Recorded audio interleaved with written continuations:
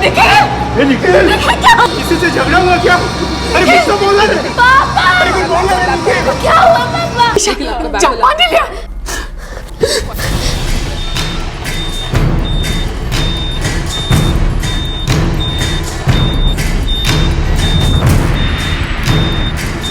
ए राजू तू ताबड़तोब घर आ जा।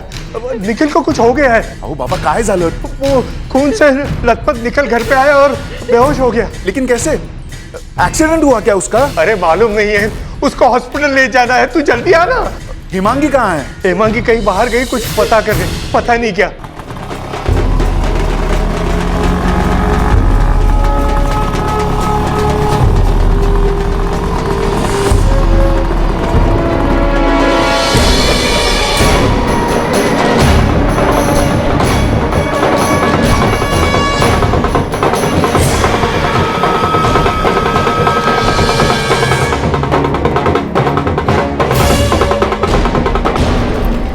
अरे पर निखिल को हुआ क्या है?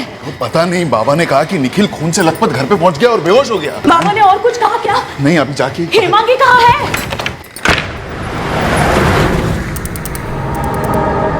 आई बाबा, निखिल ने बेहोश होने से पहले कुछ तो बोला होगा कि ये सब कैसे हुआ। अरे पण बाबा, हिमांगी कहाँ चली गई?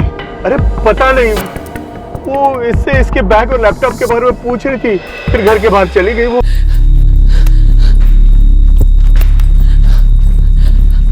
आई बाबा, निखिल कुठे आहे? डॉक्टर ने क्या कहा? अरे बोला ना, काय झालं? हिमांगी, निखिल का ऑपरेशन चल रहा है। डॉक्टर ने कहा कि वो क्रिटिकल है।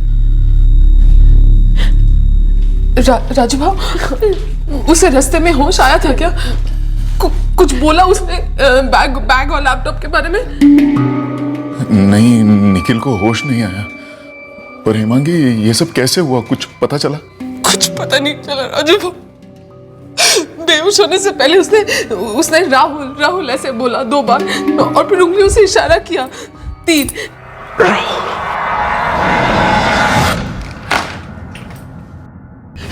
डॉक्टर साहब, मेरा बेटा कैसा है? निखिल के सर पे किसी भारी चीज से वार हुआ है। स्कल में मेजर फ्रैक्चर है और इंटरनल हैमरेज भी काफी हो चुका है। डॉक्टर साहब, जो लगेगा हम करने के लिए तैयार हैं, लेकिन आप प्लीज प्लीज मेरे छोटे भाई को बचाइए। मिस्टर सानप, हम पेशेंट को बचाने के लिए पूरी कोशिश कर रहे हैं, लेकिन इस वक्त हमें पुलिस को तुरंत बुलाना होगा, क्योंकि ये कोई एक्सीडेंट नहीं है, कोई अटैक मालूम होता है। अटैक? यस।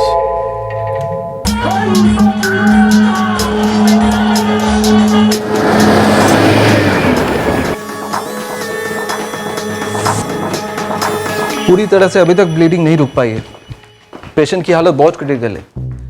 इस हालत में कुछ भी पूछताछ करना is completely out of question. पर डॉक्टर, उसके अलावा कोई है ही नहीं जो ये बता सके कि उसके साथ क्या हुआ था। आप क्या एक्सपेक्ट कर रही हैं? एक वेंटिलेटर पे कोमाटोस पेशेंट, वो आपके सारे सवालों का जवाब देगा? बोलूतर साहब, मुझे कुछ नहीं मालूम। मुझे मेरे बाबा का जैसे ही फोन आया, मैं और मेरी मिसेस हम लोग तुरंत गाड़ी में बैठ के बाबा के घर पहुंचे।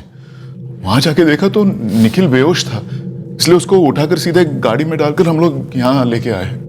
कुछ पता ही नहीं चला, बस 2 बार राहुल ऐसे बोला और 3 उंगलियों का इशारा किया,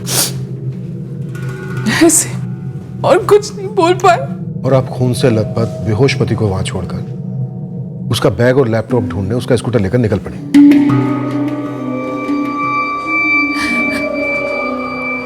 हाँ। हिमांगी जी, उस बैग और लैपटॉप में ऐसी क्या कीमती चीज थी जो आपको अपने पति की जान से ज्यादा कीमती लगी? बैग में पैसे होते थे सर। मेरे हस्बैंड निखिल पैसे ट्रांसफर करने का काम करते हैं, तो उनके बैग में हमेशा पैसे होते हैं। मुझे लगा कि कहीं पैसों की वजह से कुछ हुआ ना हो, इसीलिए मैं उनका स्कूटर लेके निकल गई थी ऑफिस की तरफ, ये पता करने के लिए कि कहीं वहां तो कुछ नहीं हुआ। तो निखिल के ऑफिस से कुछ पता चला आपको? वहां से कुछ पता नहीं चला और पैसे का बैग भी नहीं मिला। मैंने काफी ढूंढने की कोशिश की।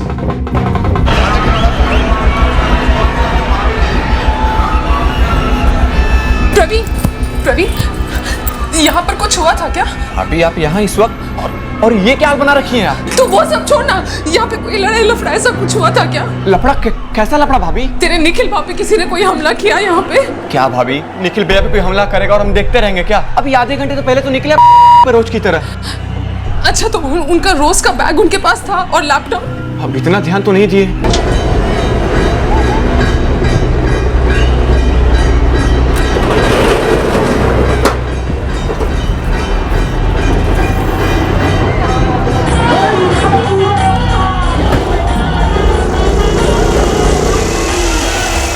अब ऑफिस में या ऑफिस के बाहर तो कुछ हुआ नहीं था, इसलिए मैंने पूरा रास्ता चेक किया। आपने क्या चेक किया हिमांगी जी? पैसों से भरा बैग और लैपटॉप रास्ते पर ढूंढा, या फिर यह पता करने की कोशिश की कि आपके पति निखिल के साथ क्या हुआ? दोनों सर।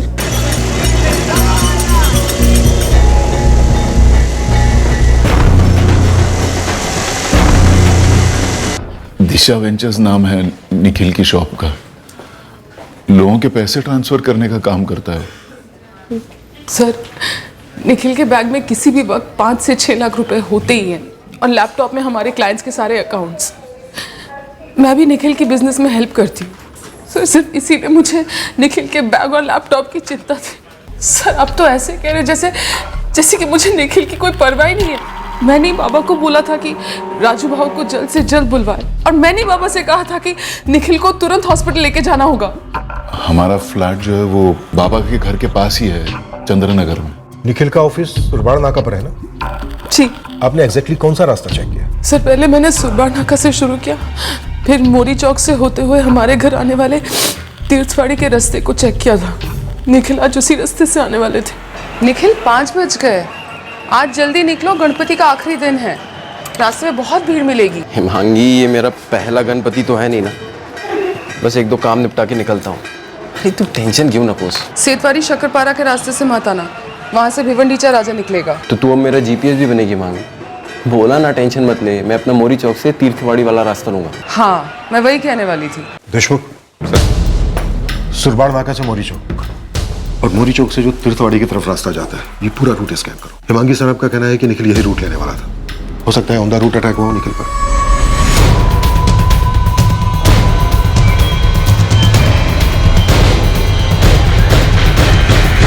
सर इतना सुनसान रास्ता, लैंड अटैक करने के लिए इससे अच्छी जगह हो ही नहीं सकती। इसमें तो अभी हमने सुरबाड़ नाका टच किया, हो सकता है कि क्राइम सीन हमसे पीछे छोड़ गया हो। एक काम करते हैं, वापस चलते हैं, रूट स्कैन करते हैं एक बार फिर से।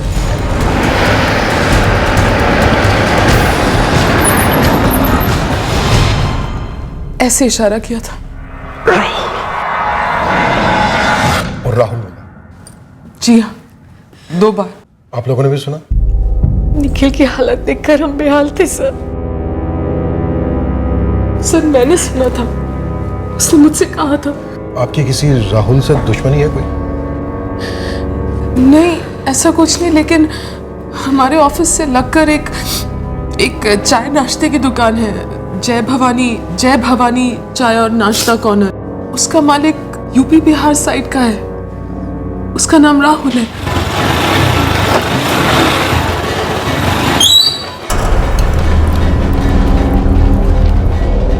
सेठ, सारे बिल कुंटे में हैं और सारे पैसे गल्ले में डाल दिए। दोस्त वही जाते हैं ना, तो हमको बताकर क्या जताना चाहते रे? ईमानदारी का विराट कोहली है तू? नहीं सेठ, बस बता रहा था आपको। हमारा मोबाइल कहाँ है? आपके ड्रॉवर में है और बज भी रहा था। मोबाइल नहीं बजेगा तो कहाँ बजेगा? तू बजेगा। सेठ, वो निखिल भैया है ना दिशा वाले, उन पे हमला हो गया है। हमला? कैसे हमला? तुझे कैसे पता? उनकी वाईफाई थी, वही बता रही थी हमें। कब आई थी? बस अभी आधे घंटे पहले से। तुझे और कोई काम हम नहीं है क्या? जा रसोई में देख आलू गोश्त कितना है, जा, नहीं तो कल के बड़े समोसे बनने से रहे। जा जल्दी बता, जा। अब ये तो फॉरेंसिक टीम ही बताएगी कि ये खून निखिल सानप का है या नहीं। कामले। जी सर। फॉरेंसिक डिपार्टमेंट को फोन करो तुरंत। जी सर। सर इतना सुनसान रास्ता, गणेश विसर्जन की चहल पहल से एकदम दूर, और बहुत शांत भी है। हिमांगी जी, आप कह रही थी कि घर लौटते वक्त निखिल के बैग में हर रोज 5 से 6 लाख रुपए होते थे। जी, किसी ने ट्रांसफ़र कराने के लिए दिया या फिर किसी का ट्रांसफ़र जो हमने कराया वो कैश रहता ही था। ये पैसे तो हम ऑफिस में रख नहीं सकते थे, इसलिए निखिल रोज़ कैश घर लेकर आते थे। निखिल हर रोज 5 से 6 लाख रुपया कैश घर लेकर आते थे, तो ये बात उस पड़ोसी राहुल यादव को तो पता होगी। पता हो सकती है सर, लेकिन मुझे ये नहीं मालूम कि उसको पता है या नहीं। निखिल ने राहुल बोला था। मैं भी वही सोच रहा हूं।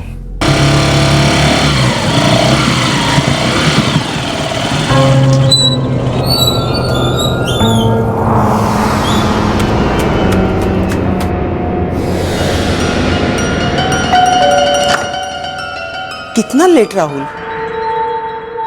मधु तुझे अभी फोन करने ही वाली थी। हो गई थोड़ी देर। गणपति विसर्जन का ट्रैफिक मिला? मुंह हाथ धो ले, मैं खाना लगाती हूँ।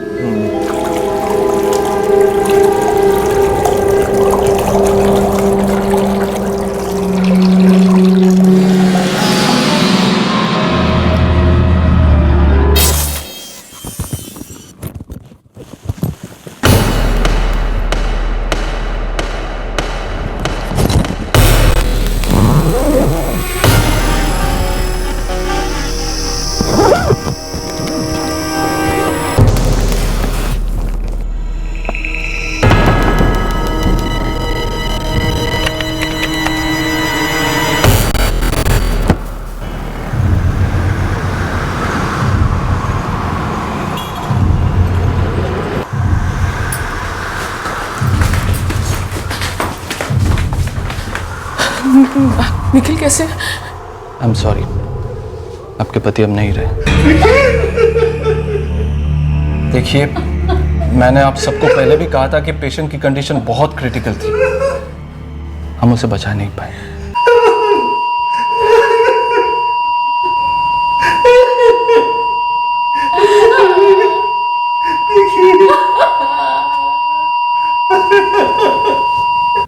जी हाँ, लकड़े पे लगा ब्लड और रोड पे मिला ब्लड का सैंपल निखिल सानप के ब्लड सैंपल से 100% मैच करता है। कहा जा रहा है कि क्राइम सीन से घर तक निखिल खुद स्कूटर जला कर गया और घर जाकर बेहोश हो गया। हाँ, सुबह सुबह हम लोगों ने पूरे रूट को स्कैन किया था। ब्लड के और भी कई सैंपल्स मिले हैं पूरे रास्ते पर घर तक। अटैक की वजह से ज्यादा ब्लड लॉस हो गया होगा। सर 15 मिनट पहले निखिल सानप की डेथ हो गई। अटेम्प्टेड मर्डर अब मर्डर केस बन चुका है। Well plan murder. इस प्लानिंग में रूट का अहम रोल रहा होगा। निखिल का ये रोज का रूट नहीं था। मोरी चौक से कट मारकर तीर्थ वाली का सुनसान रास्ता लिया उसने, और शायद कातिल को ये पहले से मालूम था।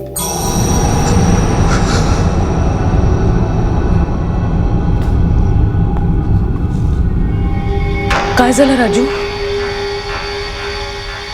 निखिल गेला ग.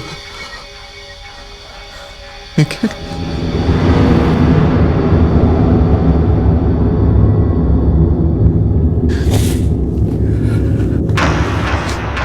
राजू, पुलिस को बता दे।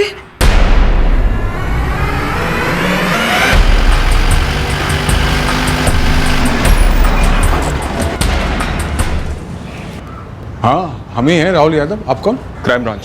चल, कुछ बात करनी है तुझसे। कैसी बात साहब? निखिल सानप के साथ तेरा क्या लफड़ा था रे? लफड़ा? नहीं तो हमने तो सुना कि कल निखिल भैया पर किसी ने हमला कर दिया। मर गया निखिल सानप या मारा गया, लेकिन मरने से पहले उसने किसी का नाम लिया था। अब वो नाम या तो मारने वाले का था या किसी मरवाने वाले का। किसका नाम लिया था साहब?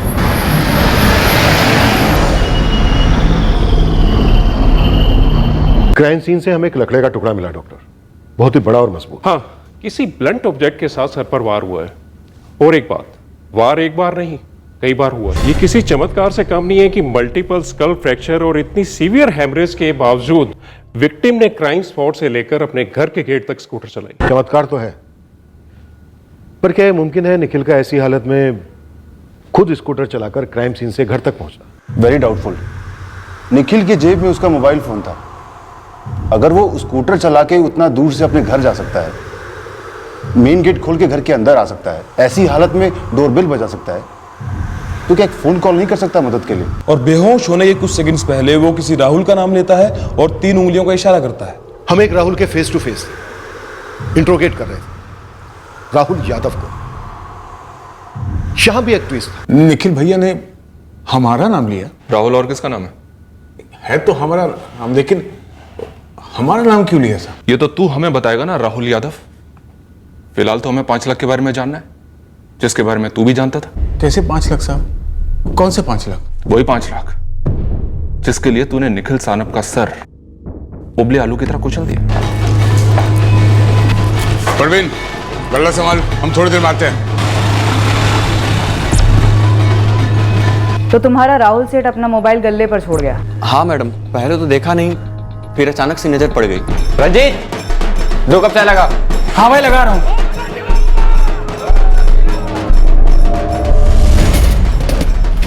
और रात को 9 बजे के आसपास वो दुकान पर लौट आया?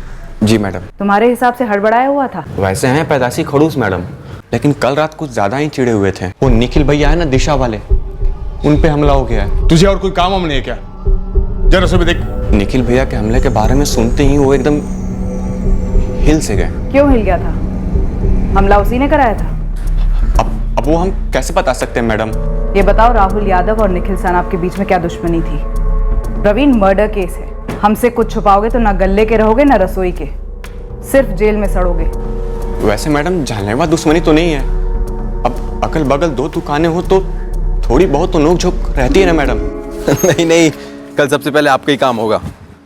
जी जी, मैं फोन करता हूं आपको। हे राहुल, इकड़े। हाँ निखिल भैया, वो घंटी देख घंटी। तेरे को कितनी बार ये बात समझानी होगी कि ये कचरा यहाँ पड़ा नहीं रह सकता। कि आखिरी वार्निंग दे रहा हूँ राहुल यादव, कि तेरा गांव नहीं है, महाराष्ट्र है, महाराष्ट्र। क्या समझा? देखिए निखिल भैया, गलती मानते हैं हम अपने लड़के को 2 चमाट लगा देंगे जिसने गर्म मचाई है, पर आप भी बात को लिमिट में रखिए। ये प्रांत क्यों बीच में घसीट रहे हैं? तेरी ही बिरादरी के 2 लड़कों को 2 थप्पड़ लगाने से कुछ बदलने वाला है राहुल यादव? अरे तुम लोग यहाँ की कदर क्या जानो? आकर धंधा तो जमाते हो, लेकिन जमकर गंदगी भी फैलाते हो। एक छोटी सी गलती क्या हो गई? अब तो मौका ढूंढते हो बाहर वाले अंदर वाले की बात छेड़ने के लिए। छेड़ूंगा, रोज छेड़ूंगा। देख यादव, अगर आज के बाद मुझे आलू का एक छिलका भी यहाँ दिख गया ना, 4 अलग अलग डिपार्टमेंट में तेरी कंप्लेंट ठोकूंगा। सब जगह अपने लोग तेरी ऐसी वाट लगाएंगे ना कि 1 वे टिकट कटाकर लौट जाएगा जहां से भी तू आया है। आप जिसे लड़ाई वड़ाई बोल रहे हैं ना, वो हमारे बीच बस नोकझोंक थी, कोई ऐसी दुश्मनी नहीं थी। वो तुम्हें बाहर वाला कहता रहता था, तुम्हें गुस्सा नहीं आता था? आता था, लेकिन गुस्से से ज्यादा डर था साहब, कि कहीं किसी और को भड़का उड़का दिया तो हमारा तो धंधा चौपट हो जाएगा ना, और ऊपर से जान माल का खतरा वो अलग। हम इसी डर में धंधा करते हैं साहब। हम क्या मर्डर के बारे में सोचेंगे? दुश्मनी 2 व्हीलर की तरह होती है यादव। अगर एक पहिया गुस्सा है तो दूसरा डर है, और इसी डर को मिटाने के लिए तूने निखिल सानप को मिटा दिया है? नहीं साहब, तो कल 6:45 बजे अपनी बाइक से निकला तो तू अपने गैंग से जाकर मिला। तूने अपनी गैंग को आगाह किया और फिर तुम सब ने मिलकर इस साजिश को अंजाम दिया। कौन था वो? नाम, नंबर, पता, तीनों बता मुझे। हमारा कोई गैंग वैंग नहीं है साहब। हम तो अपना मोबाइल तक अपने गले में भूल गए थे। हम क्या किसी को आगाह करते? मोबाइल गले पर छोड़ना भी साजिश का एक हिस्सा था, और ये पैतरा ना आजकल हर दूसरा क्रिमिनल इस्तेमाल करता है ताकि उस पर शक ना उठे। शक कैसा साहब? अरे हम तो आलू की बोरियां उठाने गए थे बाबा नगर मार्केट। विसर्जन की भीड़ जबरदस्त थी, इसलिए हमें अंदर का लंबा रास्ता लेना पड़ा। और जब तक हम मार्केट पहुंचे तो पता चला रमाकांत दुकान बंद करके घर चला गया।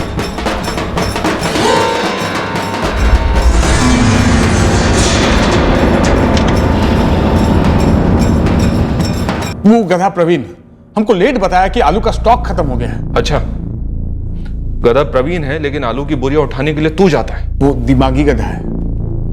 अगर अर्जेंट नहीं होता तो उसी को भेज देते हम। और कल आलू नहीं उठाते ना साहब, तो आज सुबह बनता क्या और ग्राहकों को खिलाता क्या? और तू खाली हाथ लौटा बिना आलू के। वैसे लौटने का कौन सा रास्ता लिया था तूने? साहब, हम बाबा नगर मार्केट गए थे ना, तो शक्करपाड़ा के रास्ते से लौटे, और वो रास्ता दूर दूर तक मोनी चौक को टच भी नहीं करता है साहब। तुझे कैसे पता चला कि निखिल सानप मोरी चौक से तीर्थवाड़ी का रास्ता लेने वाला था?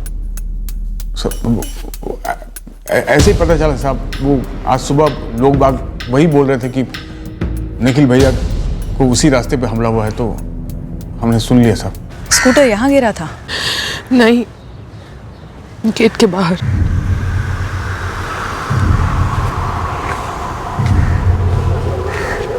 निखिल ने जो कल रूट लिया था मोरी चौक से तीर्थवाड़ी वाला, वो सिर्फ कल लिया था गणेश विसर्जन की वजह से? हो, मतलब विसर्जन के 5वें और 7वें दिन पर भी वो उसी रूट से घर आए थे। काफी लंबा रास्ता है और सुनसान भी। जी, पर सेठवाड़ी शक्करपाड़ा के रोज वाले रूट में इतना ज़्यादा ट्रैफिक जाम रहता है कि घर पहुंचते पहुंचते बहुत लेट हो जाता था। इसीलिए शुरू से हम विसर्जन के वक्त वही रूट लेते थे। निखिल ने बेहोश होने से पहले सिर्फ राहुल कहा और 3 उंगलियों का इशारा दिखाया, और कुछ भी नहीं। सर पक्का इस राहुल यादव का इन्वॉल्वमेंट है। एक तो ये मोबाइल गले पर छोड़ कर गया, फिर ये 9 बजे वापस लौटा, और इसकी हड़बड़ाई कंडीशन। 2 लोग और साथ रहे होंगे इस राहुल यादव के, क्योंकि हिमांगी ने बताया कि निखिल ने 3 उंगलियों से इशारा किया। इस इशारे का मतलब हो सकता है कि निखिल पर 3 लोगों ने अटैक किया। सर बैग में तकरीबन 5 लाख रुपए का कैश मर्डर का मोटिव हो सकता है, या फिर 5 लाख रुपए की लूट के पीछे असली मोटिव छिपाया जा रहा है। 5 लाख रुपए की लूट काफी बड़ा बहाना लग सकता है, और मैं इस बहाने वाले एंगल से अट्रैक्ट हो रहा हूं, क्योंकि निखिल की पत्नी हिमांगी, उस पर मुझे स्ट्रॉन्ग डाउट हो रहा है। अब छोटा मोटा घाव था तो समझ में आता, पर हिमांगी 5 लाख रुपए और लैपटॉप ढूंढने निकल पड़ी। उस वक्त निखिल की हालत क्या थी हम सब जानते हैं, तो हिमांगी ने भी देखा ही हो। लेकिन उसकी हालत किसने की, कैसे की, क्यों की? क्या निखिल की पत्नी हिमांगी इस बारे में जानती थी?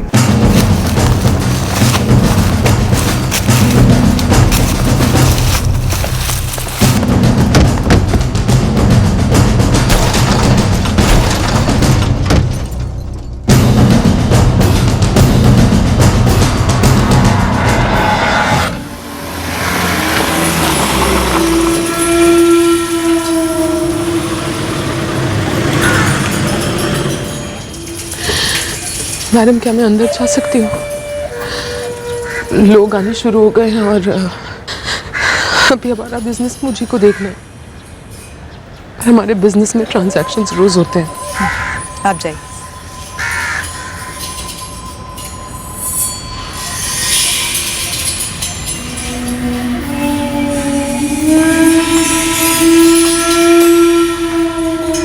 मैडम, उस राहुल यादव से कुछ पता चला आपको? नहीं, पूछताछ चल रही है। क्यों, आपको कुछ कहना है?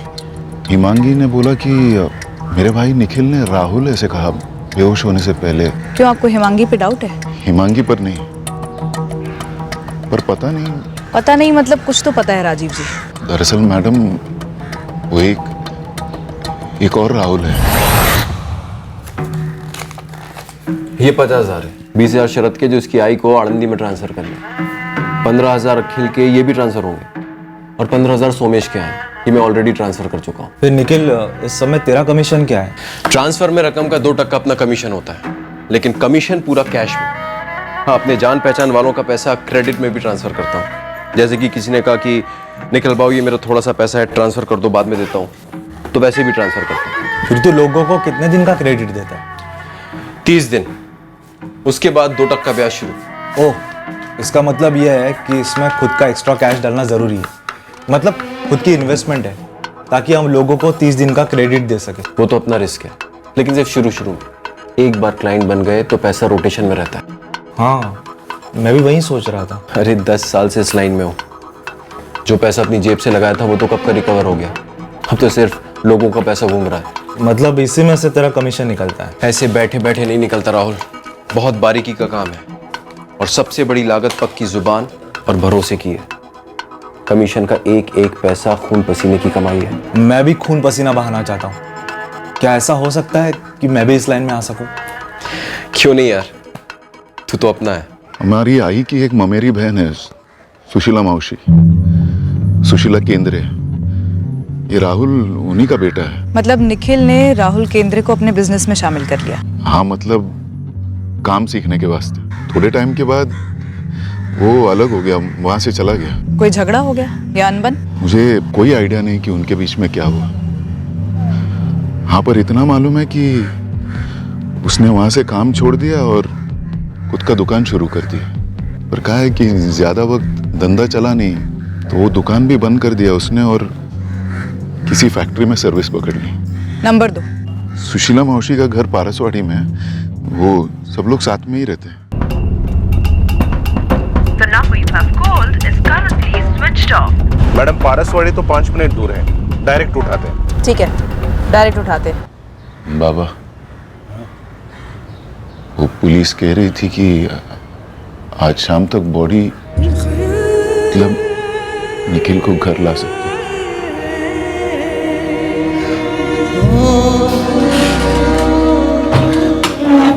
काकी, हाँ, ये बैंक में डिपॉजिट करने हैं, चेक्स भी।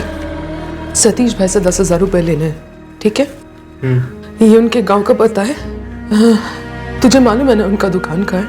वो काकी। अच्छा।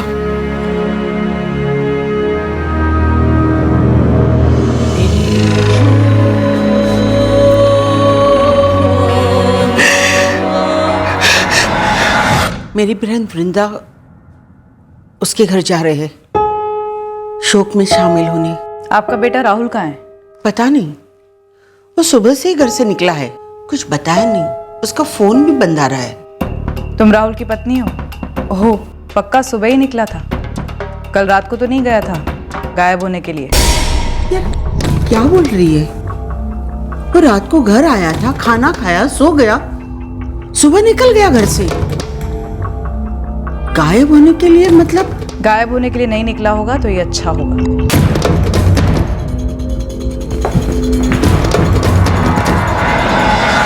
हमारा निखिल भैया से कोई दुश्मनी नहीं थी, बस कभी कभार तू मैं हो जाती थी, उसके आगे कुछ नहीं साहब। और निखिल भैया की दुकान में दिन भर दर्जनों लोग आते जाते थे, उन सब का चाय नाश्ता हमारी दुकान से जाता था साहब। अरे काहे की दुश्मनी फिर साहब? कल भी तो वो चाय नाश्ता मंगवाए थे। हाँ 10 मिनट पहुंच जाओ। ठीक हे राहुल, 3 प्लेट समोसे और 3 चाय भिजवा दे जल्दी, स्पेशल। 2 मिनट दीजिए बस। है परवीन? हाँ भैया। निखिल भैया का ऑर्डर है, 3 प्लेट समोसा 3 चाय जल्दी। अभी तक प्यार से बातें की हमने तेरे साथ, और प्यार से ही थोड़ा सा टाइम और देता हूं तुझे। जो भी सच सच है बता दे, उसके बाद ये सारी प्रेम कहानी खत्म, फिर एक्शन होगा। है साहब, हमको टाइम की जरूरत नहीं है साहब। साहब सुनिए, हमको प्लीज जाने दीजिए साहब। 3 प्लेट नाश्ता और 3 कप चाय, 3 कॉमन है सर। कहीं ये वही 3 तो नहीं थे? और ये भी हो सकता है कि उन 3 प्लेट नाश्तों में से एक राहुल ने खुद अपने लिए मंगाया। वो 3 उंगलियों का इशारा, क्या उन 3 हथियारों की बात कर रहा था निखिल? क्या निखिल राहुल यादव के अलावा किसी और राहुल की बात कर रहा था? सर एक और राहुल है, राहुल केंद्रे। निखिल सानप का रिश्तेदार है और उसके साथ काम भी किया करता था। क्या निखिल इस वाले राहुल का जिक्र कर रहा था? ये राहुल केंद्रे है कहां इस वक्त? अभी उसका फोन स्विच ऑफ जा रहा है।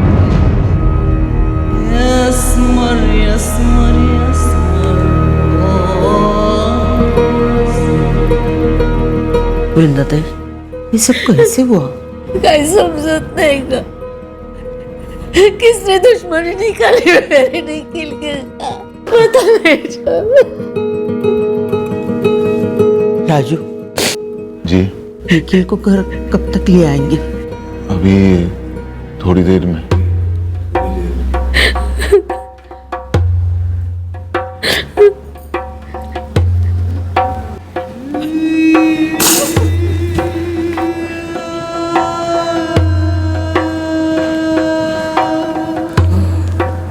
काका, राहुल निखिल गेला रे। मैडम मैंने पता कर लिया, अभी जो आदमी अंदर आया है वही है राहुल केंद्रे। आराम से बाहर लेकर आओ उस राहुल केंद्रे को, चुपचाप गाड़ी में डालो और सीधे थाने ले आओ। अबे ओ, इतना जोर क्या दे रहा दिमाग पे? कल दोपहर की तो बात है जब तेरे राहुल सेठ ने निखिल की दुकान में 3 चाय समोसे का ऑर्डर दिया था। तू ही गया था ना तेने? हाँ साहब, याद आ गया। 3 लोग थे। हाँ। ये मैं जहाँ पर ब्लू क्रॉस कर रहा हूँ, आप लोग वहाँ पर साइन कर दीजिए। तो सर ये अलग अलग साइन करना है हमें? आप लोगों के पैसे अलग अलग ट्रांसफर होने ना, तो अलग अलग साइन होंगे।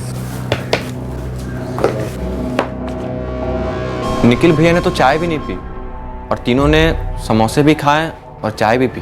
कौन थे वो तीनों? साहब बताया ना, हम उनको नहीं पहचानते। पहचानने का काम तू हम पे छोड़ दे, तू बस इतना बता कि वो दिखने में कैसे थे, होलिया क्या था उनका? सर हम उनका चेहरा देखे ही नहीं। समोसा दिए, चाय परोसी और हम निकल लिए। और जब प्लेट उठाने आया तो साहब वो तीनों निकल चुके थे। निखिल भैया हमेशा की तरह अपने काम में लगे हुए थे साहब।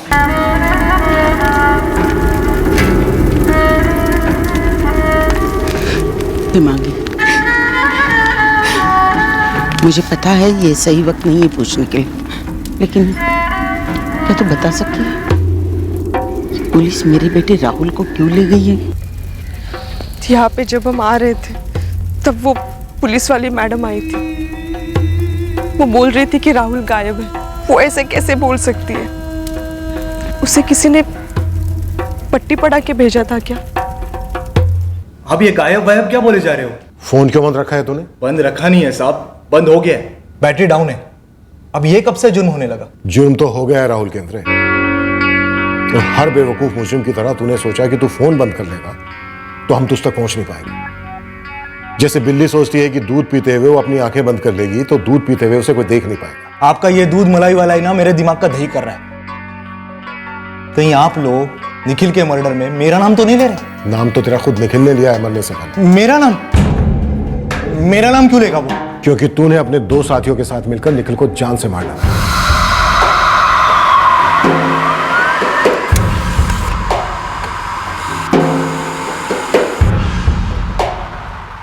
वृंदाती, शांताराम बहू, हिमांगी, क्या आपको हमारा राहुल इतना गया गुजरा लगा? राहुल तो निखिल दादा को सगे भाई मानते थे। निखिल ने राहुल क्या कहा? क्या हमारा ही राहुल हो गया? दुनिया में कितने सारे राहुल है। सुशीला, हमने ऐसा कभी नहीं कहा कि तुम्हारा राहुल ही वो राहुल है। तो पुलिस किस हिसाब से उसे उठा के लेके गई? पूरी रात लॉकअप में एक मुजरिम की तरह रखा। दुनिया में हमारी जो बदनामी हुई है वो तक हम कभी नहीं पहुंच सकते।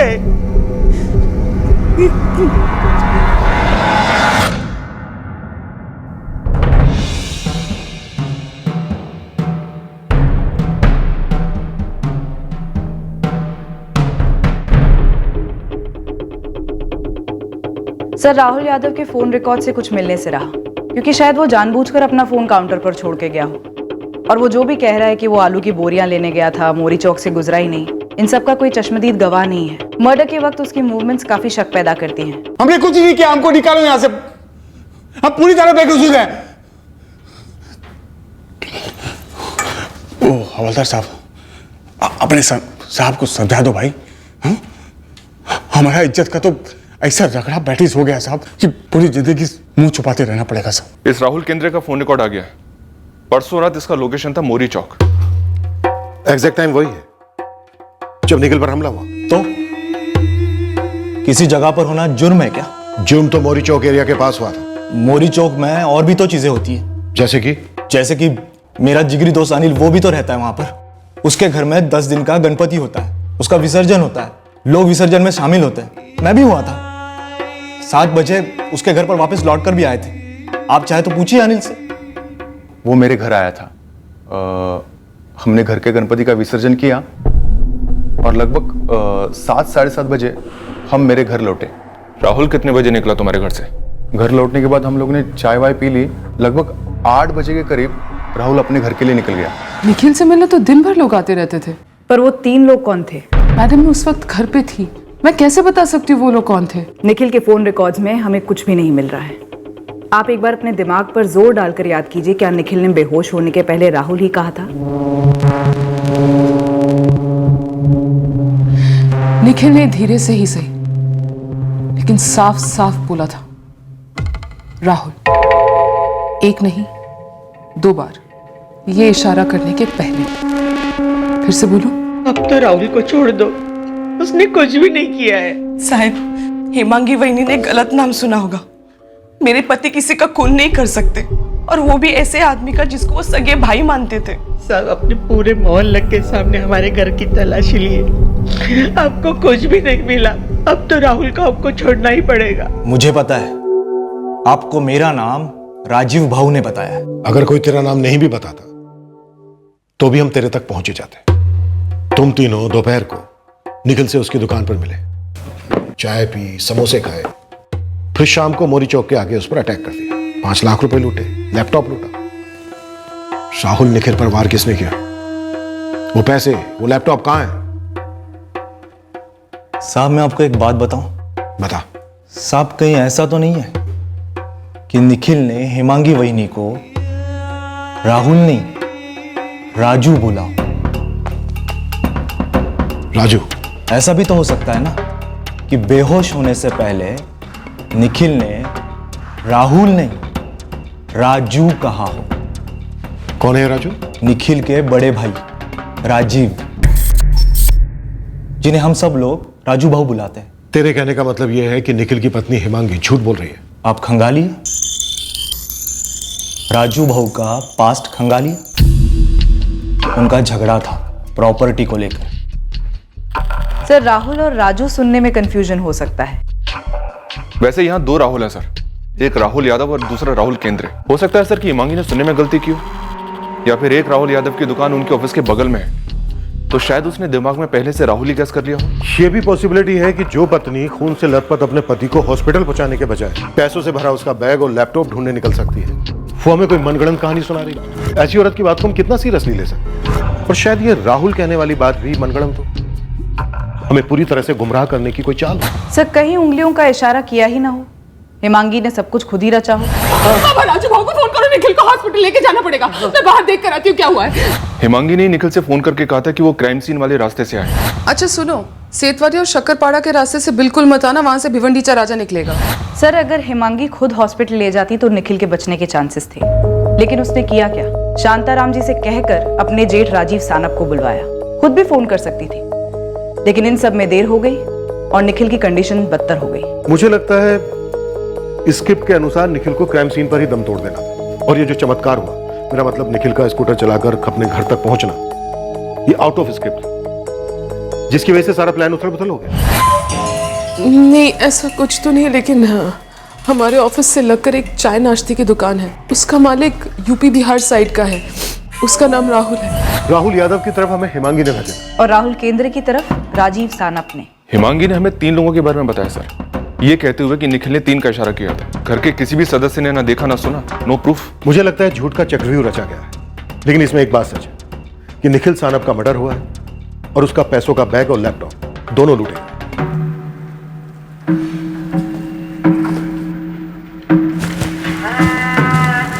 हे प्रतीक, सतुला कॉलेज ला ड्रॉप कर दो। नहीं पापा, मैं अपने दोस्तों के साथ चला जाऊंगा। Okay bye.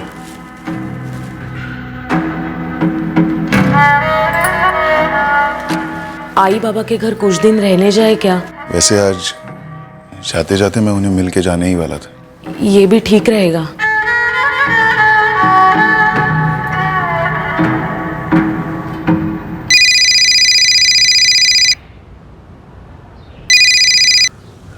हाँ राजू भाऊ बोला। हाँ हेमांगी, क्या चल रहा है? बस मैं शाम को आके मिलता हूँ तुम्हें। ठीक है। देखो, राजीव सानप, हेमांगी सानप दोनों के फोन रिकॉर्ड्स निकलवाओ। स्मिता, अपने खबरियों को काम पर लगा दो। सर, मैं उनकी टच में हूँ। राहुल केंद्र ने प्रॉपर्टी का मामला बताया था, लेकिन इसके अलावा यहां मामला कुछ और भी है। राहुल यादव, राहुल केंद्रे दोनों को कोर्ट में हाजिर कर कस्टडी एक्सटेंड करवाओ। जब तक किसी को भी पूरी की पूरी क्लीन चिट नहीं मिल जाती, कोई भी हमारे शक के दायरे से बाहर नहीं है।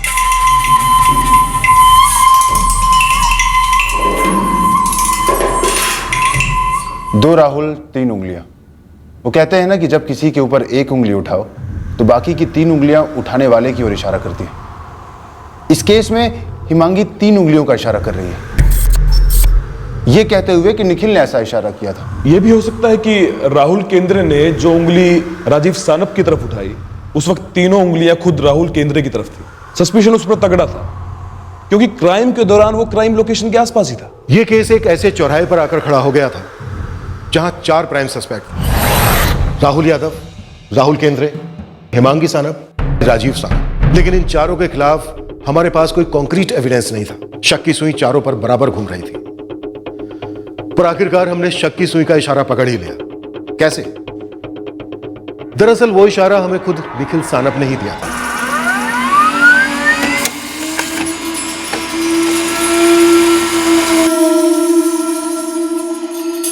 निखिल सानप को गणेश विसर्जन के दिन 3 लोग मिलने आए थे।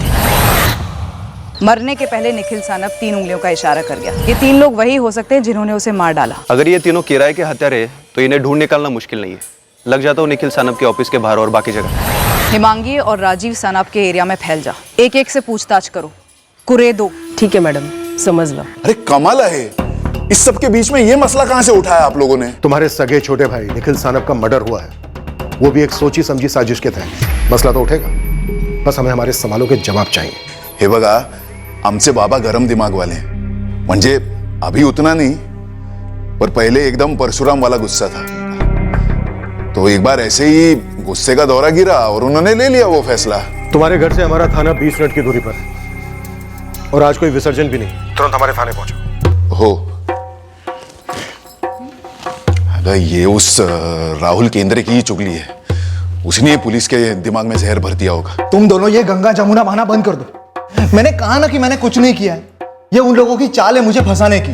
वो पुलिस वाली मैडम बोल रही थी कि जिस एरिया में निखिल दादा का कत्ल हुआ उस शाम आप वही थे। वहां पर आधी भिवंडी थी विसर्जन में डांस करती हुई, तो वो सारे लोग शामिल थे क्या इस मर्डर में? तो हिमांगी ने ऐसा क्यों बोला कि निखिल ने तेरा नाम लिया था? हे बगाई, एक तो हेमांगी वहीनी ऐसा बोल रही है कि निखिल ने ऐसा बोला वैसा बोला, पर मुझे तो ऐसा लग रहा है ना कि हेमांगी वहीनी ये सब खुद से बोल रही है, वो भी राजू भाऊ के कहने पर।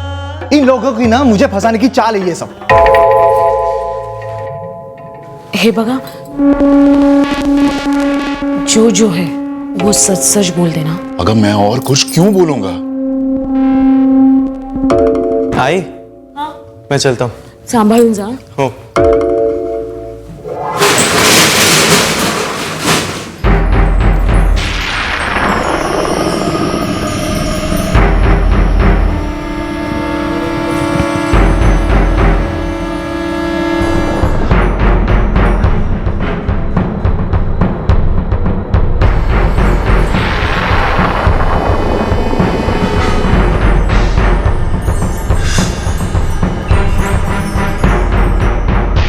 वहां तो चाय दे, और एक यहाँ चाय लगा।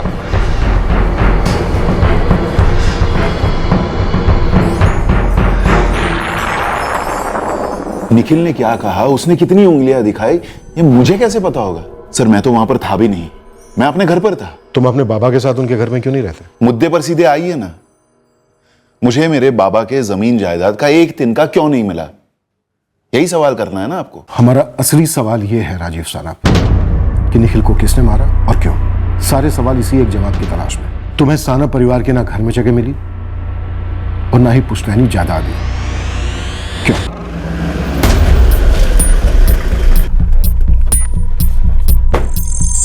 वो जो निखिल भैया की पत्नी है ना, वो बहुत आया करती थी दुकान पे। क्या कोई और भी थी जो यहाँ पे आती थी? वो सब तो हमको नहीं मालूम। तुझे नहीं पता तो किसे पता है? अगर किसी को पता होगा तो वो है प्रवीण। काहे कि राहुल सेठ के अलावा प्रवीण ही गले बैठता था। राजू के बारे में सवाल क्यों पूछ रही है?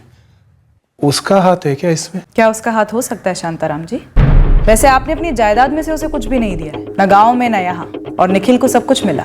राजू भाऊ है ना, वो शांताराम जी के बड़े बेटे, मजबूत पीता था, एकदम शराबी। हमारा वॉचमैन है ना, वो बोल रहा था कि हर रात को उसको गेट से फ्लैट तक कंधा देना पड़ता है। तो तुम्हारे बाबा की दुश्मनी शराब से थी।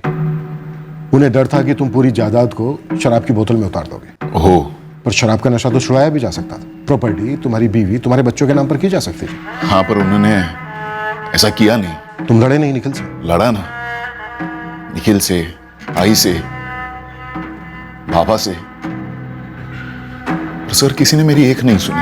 वो हमारे सुनता कहाँ था, शराब उसे पी गई थी। तो मेरा बेटा निखिल उम्र में उससे छोटा था, लेकिन कितने मेहनत से उसने अपना बिजनेस शुरू किया था। निखिल ने सिर्फ बिजनेस आगे नहीं बढ़ाया था, बल्कि हम बूढ़े माँ बाप और इस घर को संभाला था। राजू वो खुद को नहीं संभाल पाता था। आई, तुझे लगता है बाबा जो कर रहे हैं वो ठीक है? और तू जो अपनी जिंदगी के साथ कर रहा है ये बरोबर है? अरे मत, चांस दो मुझे। क्यों बाबा, सेकंड चांस द्या मला। मैं निराश नहीं करूंगा किसी को, आई शपथ। चांस स्कूल के बच्चों को दिया जाता है, और तेरा खुद का बच्चा 11वीं में पढ़ रहा है। 11 साल से तू सुधरने की बात कर रहा है। ना तू सुधरेगा, ना तू शराब छोड़ेगा। वो आई, शराब छोड़ दूंगा मैं, संभालूंगा मैं अपने आप को। तेरे से खुद की नौकरी संभलती नहीं है, तेरा घर हम संभालते हैं, तेरे घर का ईएमआई निखिल भरता है। पता है मुझे, हर बार बताने की जरूरत नहीं है, और मैं उसका हिसाब चुकता कर दूंगा अपने हिस्से से। मुझे मेरा हिस्सा दे दो, मेरा भी हक है उस जमीन पर। बस बगैर जिम्मेदारी निभाए हक की बात करता है। ये कोई पुश्तैनी जमीन नहीं है, मैंने खड़ी की है और मेरी मर्जी उसको दूंगा, किसी को भी। दे दो अपने लाडले को। निखिल निखिल निखिल, उसी से प्यार किया ना आई जिंदगी भर, मैं तो कुछ भी नहीं। अरे आमच्यासाठी तुम दोनों बराबर हो। हे वृंदा, तुझ्यासाठी असतील दोन्ही बराबर, मेरे लिए नहीं। बग बग, निखिल के रगों में हमारा खून तोड़ रहा है और इसके रगों में शराब। एक जिम्मेदारी निभाता है और दूसरा जिम्मेदारी डुबाता है। निखिल निखिल निखिल, पक गया था मैं उसके नाम का और उसकी अच्छाइयों का भजन सुन सुनकर, लेकिन वो मेरे साथ अच्छा नहीं था। उसने भी मेरे साथ नाइंसाफी की। दादा, मैंने बाबा को थोड़ी ना बोला ये फैसला करने के लिए। पर तू फैसला बदलने के लिए तो बोल सकता है ना। क्या है, ज्यादती हो रही है मेरे साथ। सबसे ज्यादा ज्यादती आप खुद कर रहे हैं अपने साथ। तू ये लेक्चर वेक्चर मत दे, हाँ? कर लगा, मुद्दे पे आ। तू बाबा के साथ मेरे लिए बात करने वाला है कि नहीं?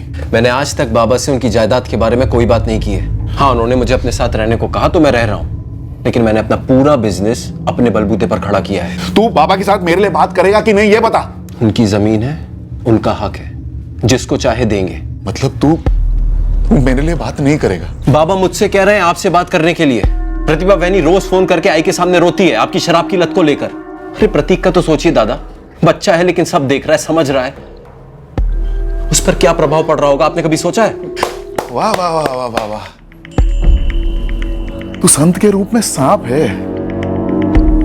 मेरा साइड लेने के बजाय तू चुपचाप उनकी नजरों में मुझे बुरा बनाते जा रहा है, ताकि बाबा अपना फैसला कभी नहीं बदले। आप बदल जाइए, शायद फैसला भी बदल जाए। मैं बदल गया, मैंने दारू छोड़ दी।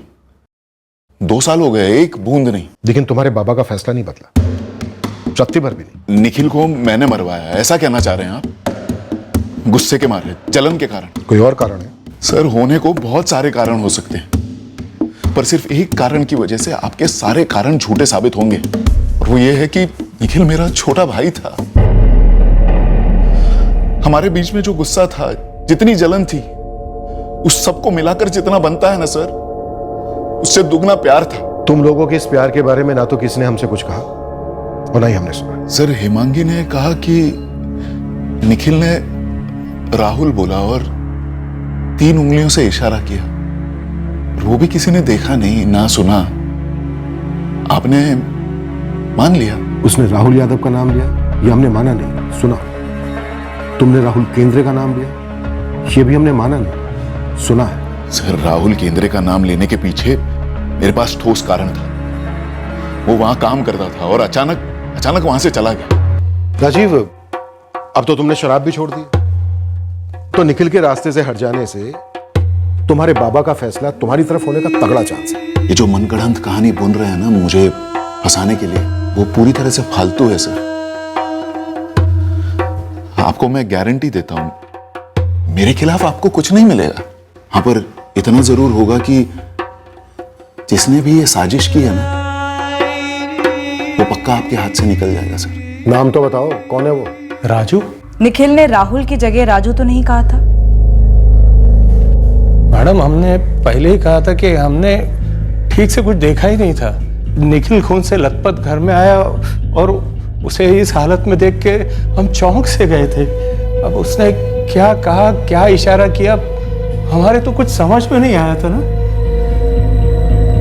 आपको किसने कहा कि उसने राजू कहा? मैं बस ऐसे ही पूछ रही थी वृंदा जी।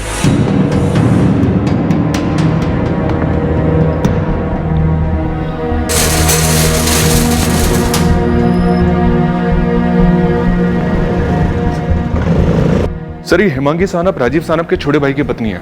दोनों एक ही परिवार के हैं और दोनों के बीच रेगुलर से कॉल्स हुए हैं। इनके बाकी के फोन कॉल्स कुछ मिला उसमें? बाकी दोनों के कॉल रिकॉर्ड्स में कान खड़े कर देने वाली कोई बात दिख नहीं रही है।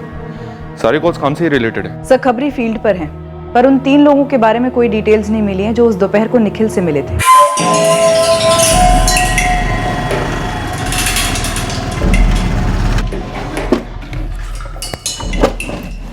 हिमांगी, उस रात निखिल ने राहुल कहा था कि राजू आई ये सब आपसे किसने कहा? बोला ना। मुझे एक बात खाए जा रही है। क्या?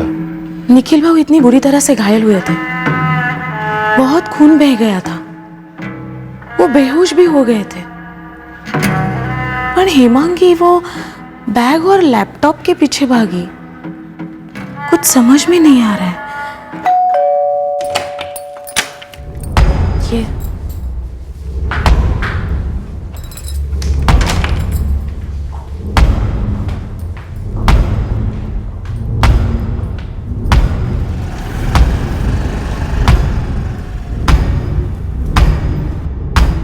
हेमांगी जी, शक कई लोगों पर है, हमें लिस्ट बहुत लंबी है हमारी। और इस लिस्ट में सबसे टॉप पे मेरा नाम है ना?